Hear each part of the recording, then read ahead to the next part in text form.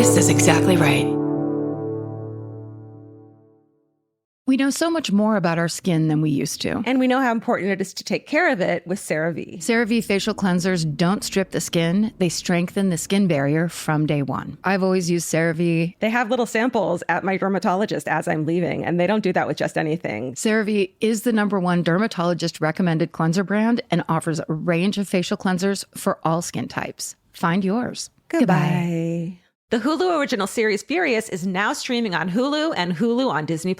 Starring Emmy Rossum as Alice Black, Furious follows a rookie FBI agent on the hunt for Catherine, played by Lola Pettigrew, a mysterious and calculating female serial killer. While Alice upholds justice, Catherine kills for it, terrorizing the rich and powerful men of New York in her pursuit of vengeance. With secrets that change everything, Alice discovers there's a thin line between hunter and prey. Watch the Hulu original series Furious. Now streaming on Hulu and Hulu on Disney Plus for bundle subscribers. Terms apply. Goodbye. New beginnings are exciting, especially when they come with 4 wheels. If you're shopping for your next car, start your search with Cars.com. Cars.com has the tools and expert advice to help you find exactly what you're looking for. With more than 2 million new and used vehicles nationwide, it's easy to search, compare, and find the right fit for you. Cars.com is there when you're dreaming, planning, or ready to embrace the new. Start your search with Cars.com. Where to next? Goodbye.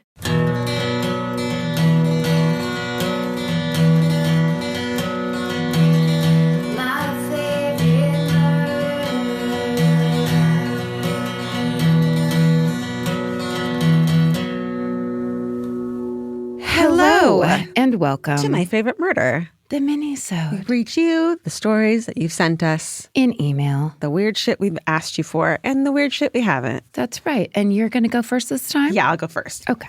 This one's fucked up, but it's long, but there's a follow-up. Great. And it says, My Family Murder with music notes. So I think it's like our theme song, but My Family Murder. Oh, no. But it's bad. Okay. Don't sing that song. I know. Yeah. Hello, everyone, all animals included. I've wanted to write this since the beginning of the podcast, and I finally think it's time. This will be a bit long, but there are some twists and turns, and I promise it's worth it. My mother was one of 7 children. 5 of them have since passed, all in various horrible ways. But the most unfortunate is my aunt that was murdered. My mother and my aunt were less than a year apart and understandably very close. They were like twins, sharing their clothes and friends, and did literally everything together. After my aunt graduated high school, she worked at a local Wendy's, saving up for a trip with friends to Daytona Beach, Florida. Before she left, she received a special occasion dress for her 18th birthday that was meant to be for her bridal shower, since she was in a long-term relationship and had planned on getting married very soon. My aunt went to the beach with a group of 7 or so others, a mix of both guys and girls. The very first night they were there, everyone was playing cards and hanging out, staying up late like teens do. My aunt and a friend left the room to get ice, and they saw a man down the hall who seemed to be trying to get into his hotel room. When they tried to continue down the hall past him, he suddenly turned around and pulled a gun on them and demanded they take him back to their room. Once in the room, he seemed unsure of what to do, as he wasn't expecting so many people to be in there. He sat down and was twirling his gun around his finger while smoking, telling them he does this quite often, and it's how he makes his living. Equals, he's never done this before, and he's shitting a brick. Right. When they offered to give him all of the money they had so he would leave, he refused. Instead, he demanded they all undress and lock them out on the balcony. One of their guy friends had been lying on a beach chair on the balcony and was asleep, so they covered him with a towel so he wouldn't be noticed. They woke their sleeping friend, and he climbed down to the balcony below and ran to get help. However, help didn't make it back in time. The man singled out one girl who he demanded he take with him. Terrified, she started crying and begging, and my aunt spoke up and offered to go in her place. No. The man left with my aunt, leaving his cigarette butt in the ashtray in the room. The next day, my aunt was found naked in a ditch. She had been raped and shot in the head. My mom's sweater wrapped around her head. Being so close, my mom had to be the one to tell the police where her birthmarks were in order to identify her over the phone when my grandparents initially received the call. How fucking devastating. My grandparents had to deal with reporters knocking on their door for months, and my mom suffered PTSD as she was constantly receiving menacing phone calls threatening her. So much so that the police put my mom on an official curfew and would escort her home from high school. My aunt was buried in the dress she had received just a few weeks prior for her birthday. Recently, my grandmother passed, so it's just my mom and her brother left out of the family of 9. My mom recently reached out to a nonprofit organization who specializes in cold cases. We are currently being assigned a detective who is responsible for my aunt's case and will work with him to try to solve it. My mom is hoping we can finally test the rape kit and cigarette butt that was left behind to get some closure. Update. Since having this email in my draft for literal months, things have come to light. There is a palm print that was never fucking tested that they are going to run. All caps, why has this not happened yet? And then it says time, and that palm print will tell who killed her. My aunt was a monumental badass and showed bravery in a situation that would cause most people to panic. Needless to say, I was raised with a healthy fear of strangers and to absolutely fuck politeness. Stay sexy, and if you do get murdered, hopefully it was at least to save the life of a friend or a loved one. Blair. And then Allison found this. It's an update from the Project Cold Case website. On January 25th, 2024, the Jacksonville Sheriff's Office made the following announcement. Basically, in 2017, Carol's case was revisited and reopened by members of the JSO Cold Case Unit. And in 2020, a person of interest had been formulated. Billy Mansfield Jr., a white male, 65, was ultimately identified as the suspect in Carol Barrett's murder. Mansfield would have been 24 at the time of Carol's murder. In September of 2022, after multiple interviews spanning 2 years, Billy Mansfield advised that he was, in fact, the suspect in the police sketch completed following the abduction. He went on to confess to the abduction from the Daytona Beach Shores Hotel, as well as to her murder shortly thereafter. Billy Mansfield will remain in prison in California on 1 life sentence for murder, as well as 4 concurrent life sentences in Florida for murder in separate cases. And that's the end of it. That's the update. So that essentially they caught a serial killer. Yeah. And when she wrote in, they hadn't fucking solved it yet. I don't think in 10 years of doing this true crime show, I have ever heard, or either of us have ever told each other a story about somebody being like, I'll go in for her instead. What an unbelievable move that was. So brave and just so brave. Heartbreaking. God. Yeah. Okay, well then here's an old story, kind of an update, but more of a I was there too, I guess. Oh my God, what is it? A hometown story. We were students at Sarah Lawrence at the same time as Larry Ray's victims. Remember my Sarah Lawrence dorm dad story? Yeah. It just starts off, hi. Happy to write into you two as the unknowing 4th and 5th members of our little girl squad. Aww. My 2 best friends and I all went to Sarah Lawrence College, recently known for the insane Larry Ray sex cult situation. We all listened to your episode on Larry Ray, and to be honest, it was a rough listen. We're OG murderinos, but we didn't know much about the true crime nightmare happening under our noses. That's crazy. Yeah. They didn't know. Okay, here's the thing. It wasn't until listening to your episode and subsequently watching the new documentary on the story that we realized we were freshmen on campus at the same time that Larry Ray was formalizing his control over other Sarah Lawrence students at that apartment in NYC. So they were freshmen. Wow. We actually even knew Ezra Marcus, the journalist who broke the story that ultimately led to Ray's indictment. He was a student too, 1 year ahead of us. Oh, and one of us even lived in Slonham Woods 9, the exact dorm where it all started, during our senior year at the college. That dorm had some seriously weird energy. It's all caps wild to us that we spent so much time there not knowing what happened in that exact spot a couple years prior. If any of our parents had known that that as we were accepting our offers and committing to Sarah Lawrence, there was a 50-year-old man living in the dorms, culting it up, none of us would have ended up at that school. Oh, no. Thank goodness we didn't know about that batshit mess because college was great. We got a pretty solid education, and my 2 best friends and I are now all successful professionals with pets living in LA. Oh. Nice. We are sitting on my couch right now eating cookies, watching the documentary on Larry Ray, freaking out that we were in classes with these kids. Jesus. They went through an absolute horror show while we wrote research papers. How did we not know about this insanity at such a tiny college? It's hard to call your dad when you're in a cult if your dad or your friend's dad is leading the cult. Yeah. Truer words were never said. Anyway, big SSDGM love from your Sarah Lawrence College Murderinos, XOXO, Ryan, Zoe, and Hannah. And then in parentheses it says, use our names. We will be so excited. Let's bleep their names. Is Yeah, they had like a parallel sliding door life where it's like we're doing the regular Sarah Lawrence college experience. And just over there. Because you think you'd notice those things. Like we all think we'd be perceptive enough to be like something weird's going on, but you wouldn't know. It's like, I don't know, something about that girl's dad living in the dorms is giving me a weird feeling. Right. So insane.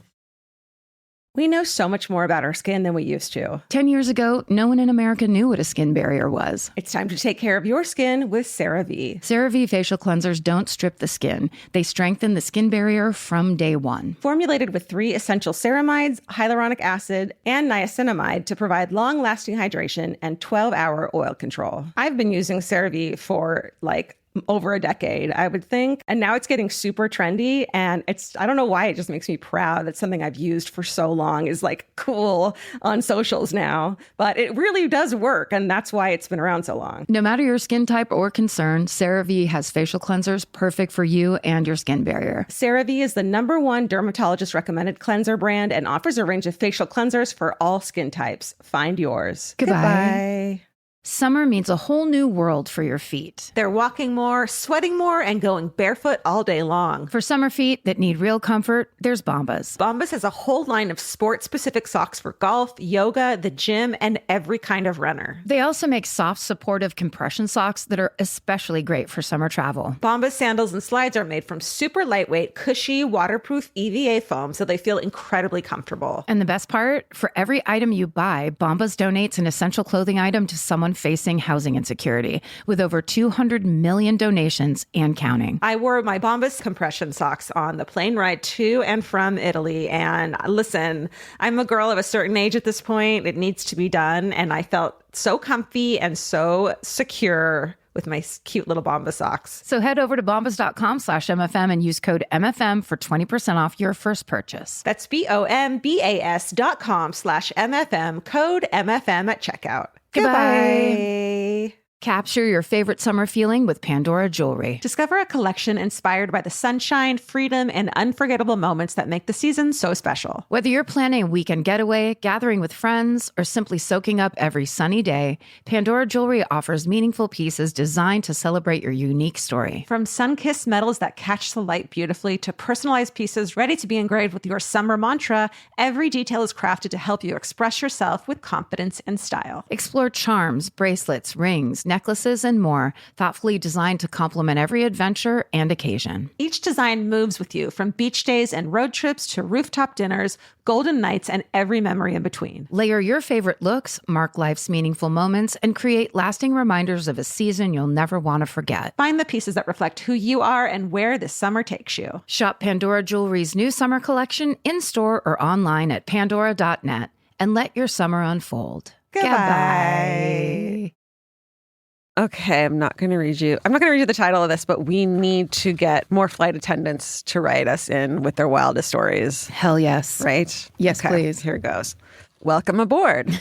I'm just going to cut straight in on this. I am a U.S.-based flight attendant. I have been for about 5 years. Get us started at parties, and we have stories upon stories. Yeah. myfavoritemurder@gmail.com. Please send them. I actually have a weed story for you.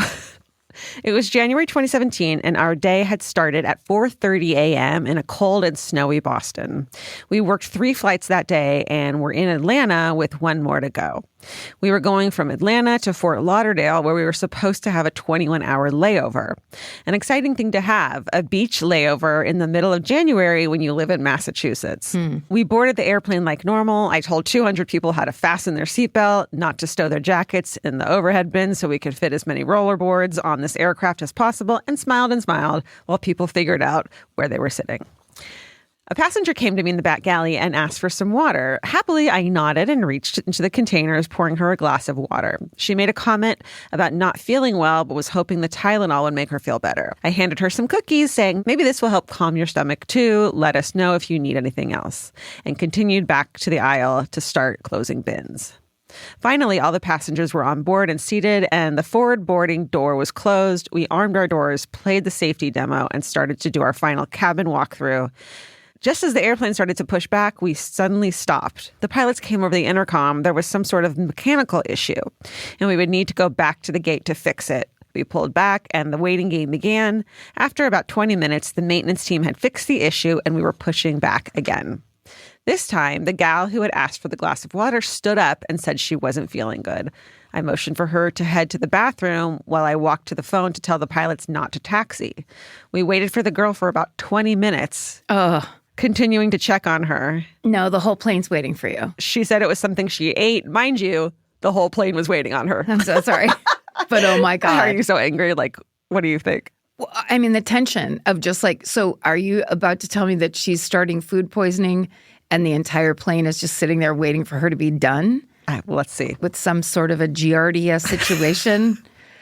She's got food poisoning. No. Well, we were waiting for her. Another passenger stood up and asked if he could go to the bathroom. We nodded, saying, make it quick, hoping the 2 passengers in the bathroom would wrap it up and we'd be on our way to being able to drink Mai Tais by 3 p.m.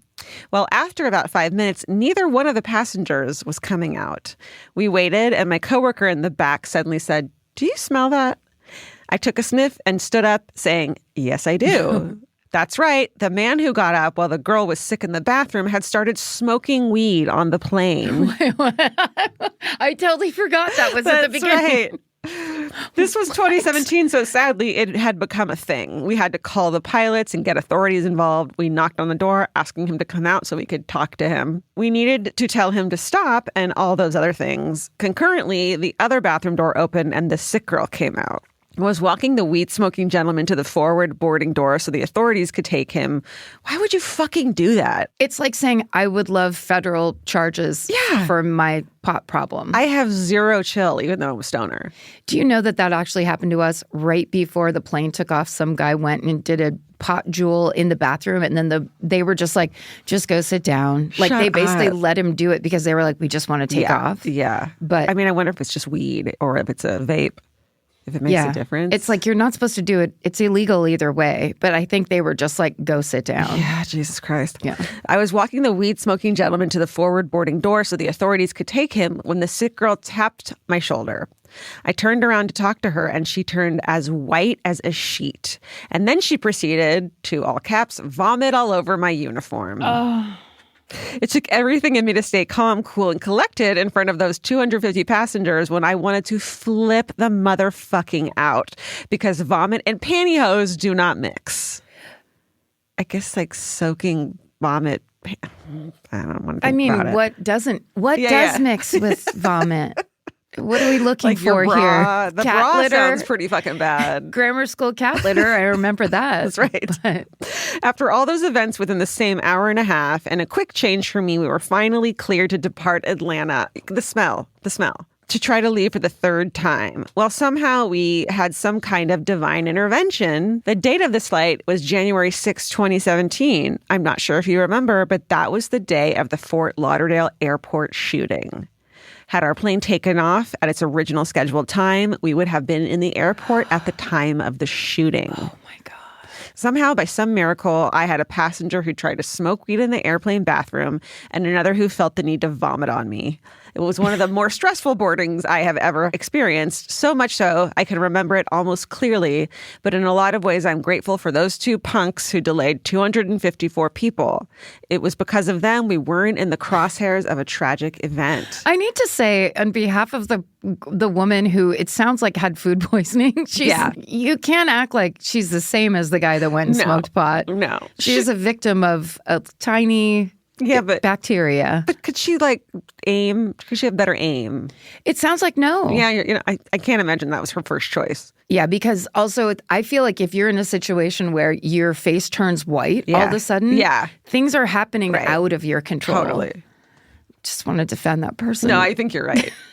She needs to write in. I want to hear her side of the story. Yeah, we want to hear hers in detail, and we want to hear what the pantyhose thing is. Also, I bet she got sick from eating fucking airplane food, so it's not even on her. Seriously. I still get chills when I think about this story. To all my flight attendant brothers and sisters, my heart is with you. I am one of the few lucky ones who still has her job and cannot comprehend having my wings clipped. The job is more than a job. It truly is a lifestyle. I miss my passengers, Sundays in Paris, and spending time in airports. I love my job and I'm so proud to get my passengers from point A to point B safely. And to all the MFM crew, thank you for all you do. You've kept me sane through all the turbulence my job brings into to my life. SSDGM Tatiana, or as my wings with my not real name say, Susan. Because let's be real, passengers don't need to know my name. Hell no, they don't. The comments that you'd get from Tatiana would be so fucking obnoxious from businessmen. Oh, Tatiana. Like, it would be so obnoxious. You just don't even need it that close. Well, Susan. I'm Susan. I'm fucking Susan. That's all you need to know is I'm Susan. And I'm wearing pantyhose. I'm the one wearing pantyhose today. Oh my God. Well, I love that, Susan. You did a great job. Did. Thank you kindly. Okay. It says glitch in the matrix and Mexican sinkhole. Greetings and salutations from Spain. English is not my first language, so please bear with me. Already written so beautifully and in a way that I could never do in another language. I think at this point, we're past specific hometown requests and any story is in. Anyway, I wanted to tell you about this crazy thing that happened to my uncle a few years ago. For context, my uncle, they can write for context in another language. Totally. My uncle is a professional diving instructor who lives in the Mexican Mayan Riviera, Cancun, Playa del Carmen, and Tulum. Wow. In case you don't know, this whole area has an underground river system that's approximately 95 miles long. Wow. This causes sinkholes to appear all over the territory that are basically entrances to the river system called cenotes. My uncle is specialized in exploring them. When someone finds one of these in their property, they call him to go into it to see if it connects with the river system or if it can be turned into a tourist attraction like many in the area are. Have you ever seen those cenotes? No. It's a perfectly kind of blue circle, like a light blue, gorgeous circle in like lagoon kind of a thing? Yes, but it's like a swimming hole that's this beautiful color. Wow. And it usually looks very tropical and jungly kind of around it. Yeah. And then there's just a bunch of people in there. Sometimes the water's warm because like it's from free swimming pool. Yeah. In your own backyard.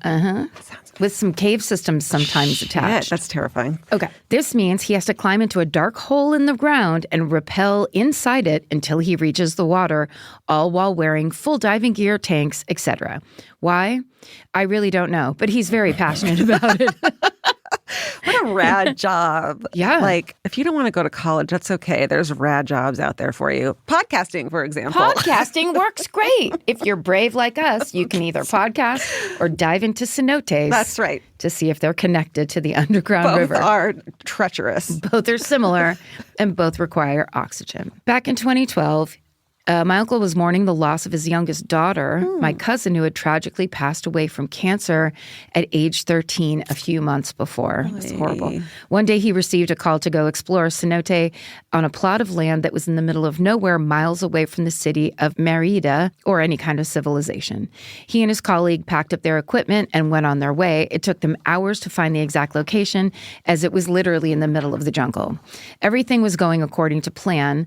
They went into the thing, confirmed it connected with a river system, and set up a line, which is a thin rope that divers use to mark the correct way to go in cave systems. Again, why anyone would enjoy this is beyond me, but there are a lot of people that like to go through this. To put themselves through this. Truly. Yeah. There's so many couches to be sat on. I know. Yeah. It's so much content to be eaten up. Right. As they were done, they began pulling themselves and their equipment up to the surface when my uncle started to feel unwell. He experienced chest pain. His heart was pounding. He was dizzy. Yes, he was having a heart attack. His colleague managed to pull him up to the surface and realized there was no cell phone reception where they were. As my uncle laid down thinking that this was it, and his colleague experienced a panic attack, out of nowhere, they both see an ambulance with the siren full on rushing toward them. What was an ambulance doing in the middle of the Mayan jungle? Turns out the paramedics assigned to the ambulance were on their lunch break. As the day was particularly slow, one of them decided to show his partner a sinkhole where his dad used to take him when he was a kid. Yes, it was the same sinkhole my uncle had been exploring. As these two paramedics were chatting and eating lunch, they noticed my uncle's friend freaking out and rushed to help, which basically saved my uncle's life. If the paramedics had not been there at that exact time, he would not have made it. To this day, my uncle is convinced that my cousin sent them to save his life, and honestly, I can't argue with that. What are the chances? Thank you for bringing absolute joy into my life twice every week. SSDGM Zoe. Oh my God, Zoe, that is so sweet. I mean, The idea that you'd be having a heart attack in the middle of the jungle and it's like, oh, we're here too. Like a literal ambulance. Oh, so good. That's incredible. Yeah. We know so much more about our skin than we used to. 10 years ago, no one in America knew what a skin barrier was. It's time to take care of your skin with CeraVe. CeraVe facial cleansers don't strip the skin. They strengthen the skin barrier from day one. Formulated with 3 essential ceramides, hyaluronic acid, and niacinamide to provide long-lasting hydration and 12-hour oil control. I've been using CeraVe for over a decade, I would think. And now it's getting super trendy. And I don't know why, it just makes me proud that something I've used for so long is cool on socials now. But it really does work. And that's why it's been around so long. No matter your skin type or concern, CeraVe has facial cleansers perfect for you and your skin barrier. CeraVe is the #1 dermatologist recommended cleanser brand and offers a range of facial cleansers for all skin types. Find yours. Goodbye. Capture your favorite summer feeling with Pandora jewelry. Discover a collection inspired by the sunshine, freedom, and unforgettable moments that make the season so special. Whether you're planning a weekend getaway, gathering with friends, or simply soaking up every sunny day, Pandora jewelry offers meaningful pieces designed to celebrate your unique story. From sun-kissed metals that catch the light beautifully to personalized pieces ready to be engraved with your summer mantra, every detail is crafted to help you express yourself with confidence and style. Explore charms, bracelets, rings, necklaces, and more, thoughtfully designed to complement every adventure and occasion. Each design moves with you, from beach days and road trips to rooftop dinners, golden nights, and every memory in between. Layer your favorite looks, mark life's meaningful moments, and create lasting reminders of a season you'll never want to forget. Find the pieces that reflect who you are and where this summer takes you. Shop Pandora Jewelry's new summer collection in-store or online at pandora.net and let your summer unfold. Goodbye. This podcast is brought to you by Squarespace. Every successful small business starts with someone saying, I wonder if people would actually buy this. Squarespace gives you everything you need to find out. From consultations to events and experiences, you can showcase your skills with a customizable website designed to attract clients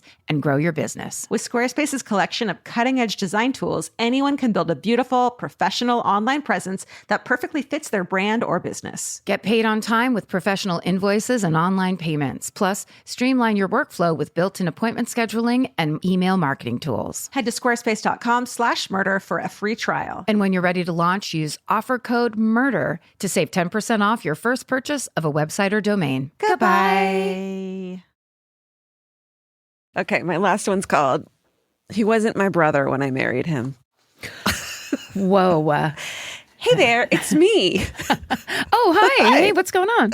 I'm scrubbing the bathroom while listening to Minisode 418 when I heard you ask for family wedding drama and immediately had to drop the scrub brush and grab my laptop. Hell yeah.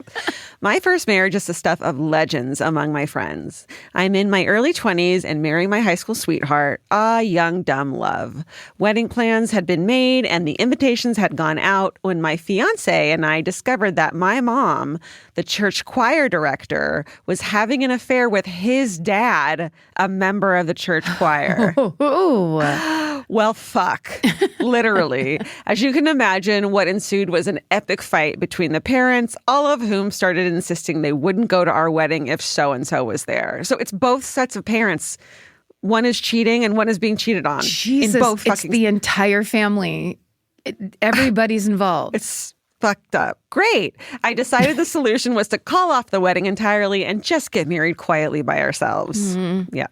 Now, my family is you sounded so sad for someone who had a huge wedding that you didn't want. Well, the work, I know that the work put into it, even if they just started thinking about it, it's so much work. Yeah. And then also, this is the kind of thing where it's like, when people make selfish decisions like that, where it's like, and the ripple effect is now your daughter isn't going to, or son, whoever it is, isn't going to have their wedding. Totally. Because you had to kind of like, hey, things are so sexy up here in the choir loft. Like, I love the way he sings about Jesus. It just turns me on. His big crucifix is the hottest thing I've ever seen. Okay. Now, my family is nosy, and there was absolutely no way to pull this off without answering some awkward questions. So since my mom started this shit show, I figured I'd let her deal with it. Yes, that's right. That's right. What was her solution to the dilemma? Tell my entire family that my fiance got cold feet and called off the wedding. Ooh. Mom. Narcissist. Toxic narcissist. Yeah, that's fucked up. I'm not vindictive by nature, says the next line. Uh-oh. But that right there is some class A bullshit. What followed was a carefully worded letter by yours truly to my entire family explaining the truth, i.e., my mom was busy banging my future father-in-law. High road? No. Satisfying? Hell yes. I mean, because also it's like nothing had to happen. No. You could have just like made this quiet and chill and not tell anybody anything, but still handled it. Totally. And instead you're like, he left her at the altar. Totally. Like, that's dark. That's fucked up. My mom got the last laugh in the end. A year later, our parents divorced and she married my father-in-law. You guessed it. This means my husband was now my stepbrother. My aforementioned asshole friends found this so funny. They made me a T-shirt to commemorate the event, which says, quote, he wasn't my brother when I married him. Oh, shit. On a side note, my sister apparently felt left out and ended up marrying my husband's cousin. Honestly, you can't make this shit up. For real. I guess the message is stay sexy and don't marry your brother. M. How small of a town do you live in? Truly. Or how big of a family do you have? It just sounds like a backwards Hallmark movie. You know what I mean? It's time for that. Yeah, I'll be siblings for Christmas or something. Yes, get some weird incest vibe going in there. Give people something to talk about, Hallmark Channel. All right, speaking of which, the subject line of this email is Badass Granny and Mountains of Treasure Cocaine. Ooh. Hello, ladies, MFM team and pets. I just listened to your minisode featuring a beach treasure story and realized I've been sitting on one that hits so many of your favorite elements. A badass grandmother with an epic grandma name, treasure found on the beach. Sorry, I hate when I do that. And a pet hero. I've done my best to include all the names for your enjoyment. So here we go. Back in the early 90s, my grandmother, Hester Lee. Stop it. Bring it back. I've never heard that name before. That's a witch. I've heard of Hester Prynne. Yeah. But Hester Lee is like a... How you feeling today? Oh, a little Hester Lee. I'm kind of Hester Lee today. So my grandmother, Hester Lee, used to spend her winters in Florida like so many New Englanders, tired of scraping ice off their windshields. Granny was a huge animal lover, and since transporting her full menagerie commercially was a nightmare, she'd load up her RV and drive south with a large Doberman, 2 Chihuahuas, an African gray parrot, oh my God, a canary, and a beta fish named Machiavelli. That sounds amazing, but the smell was just... I mean... And the noise. Because she smoked probably too. Like, you know what I mean? So. Yeah. Cigars. Yeah. While in Florida, she walked a Doberman named Raven every morning between 5 and 6 a.m. She'd stroll 5 miles along the beach, collecting little treasures along the way to place in a bowl on her coffee table. Grandmas in Florida, they can't help it. Her favorites were skate egg cases, also known as mermaid purses. But one morning, she found something very different. On this particular day, Granny left even earlier than usual. About halfway through her walk, she came across a wooden pallet, roughly 4 by 4 feet, loaded with what looked like shrink-wrapped bricks. As she got closer, she realized she'd found, in her words, a metric fuck ton of cocaine. Oh my God. She knew drug drops were common in the area, neutrally buoyant packages with GPS trackers tossed offshore, later retrieved by other nefarious parties. But this one clearly hadn't been picked up. And she also knew enough to recognize that whoever lost that much cocaine was not going to be happy. Yeah, you walk the fuck away. Yeah. Well, always cautious, especially as a woman who traveled solo, Granny had one of those early brick-style cell phones tucked into her fanny pack. Oh, my God. She called 911. The dispatcher asked a lot of questions, and it quickly became clear it wasn't safe for a petite woman in her mid-60s to sit alone on the beach next to a mountain of cartel-grade drugs. They asked if anyone was with her. She said, well, I've got my dog. When they learned Raven was a Doberman, they immediately changed their tune and asked her to stay put and guard the drugs. Oh my God, no! She tried to explain that Raven was in fact a total softie who just looked intimidating, but they insisted. So there she stood scanning the beach nervously, expecting armed drug dealers to emerge at any moment. Ma'am, like... Can she go sit up in the tree line and no not be... dying? Yeah. Just let her do a couple lines and then can walk down the beach. At least give her some Walk drugs. away. Thankfully, within 10 minutes, a helicopter hovered above. Whoa. And police officers swarmed in from every beach entrance and down the shore on ATVs. She gave her statement and was even contacted later by the local newspaper for an interview, but she declined, worried that the cartel or whoever owned the mystery mountain of cocaine might track her down for retribution. Did she get it if no one claims it? Right? After 30 days, it's hers. Come back and you can adopt this pallet of coke. Every time she told this story to her grandkids, we were horrified. Do you know how much that cocaine was worth? We gave her endless grief for handing over what we called our potential tuition fund to the police.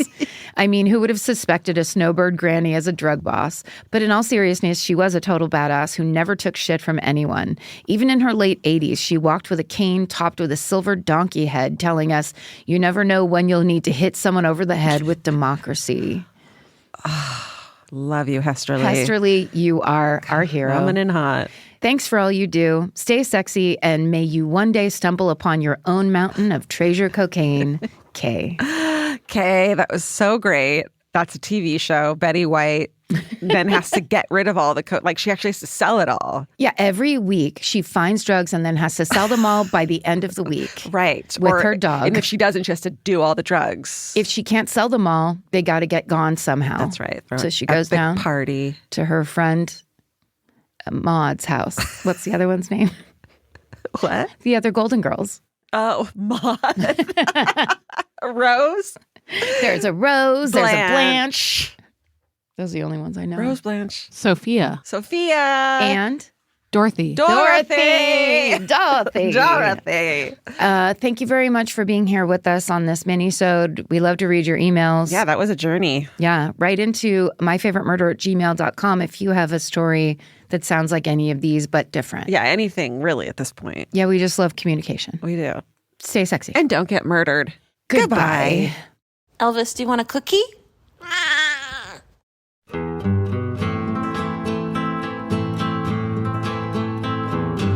This has been an Exactly Right production. Our senior producer is Molly Smith, and our associate producer is Tessa Hughes. Our editor is Aristotle Acevedo. This episode was mixed by Liana Squilacci. Email your hometowns to myfavoritemurder@gmail.com. Follow the show on Instagram at myfavoritemurder. Listen to My Favorite Murder on the iHeartRadio app, Apple Podcasts, or wherever you get your podcasts. And now you can watch My Favorite Murder on Netflix. And when you're there, hit the double thumbs up and the remind me buttons. That's the best way you can support our show.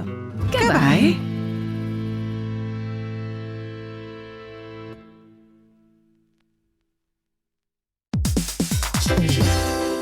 Hey everybody, here's the thing about other home security systems. They're all designed for after the window breaks, after someone's inside, after you get the notification, after the police come. SimpliSafe is the first system designed for before, stopping a break-in before it even begins. That's right. Unlike traditional security systems that only alert you after a break-in is already underway, SimpliSafe is designed to help prevent the crime before it starts. Their cameras can detect suspicious activity at the perimeter and alert live U.S.-based agents. Then SimpliSafe's agents assess the threat, intervene, speak through the camera to scare off the intruders, and call for 911 dispatch. That's right, and SimpliSafe has been protecting your world for 20 years, everybody. So celebrate their anniversary and save 60% on your new SimpliSafe system at simplisafe.com/stuff. That's 60% off, you guys, at simplisafe.com/stuff. Plus, when you order, write in our show name and the How Did You Hear About Us survey to let them know that we sent you.